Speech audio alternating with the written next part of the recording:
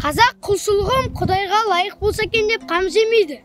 Тек жұрт қылғанды біз де қылып жығылып тұрып жүрсек болғаны дейді. Саудагер несиесін жия келгенде тапқаным осы, біттім деп алсаң ал, әйтпесе саған бола жерден мал қазан ба дейтұғыны болушы еді ғой. Құдай тағаланы дәл сол саудагердей қыламын дейді. Тілін таттықтырып, дінін тазартып, ойланып, үйреніп, әлек болмайды.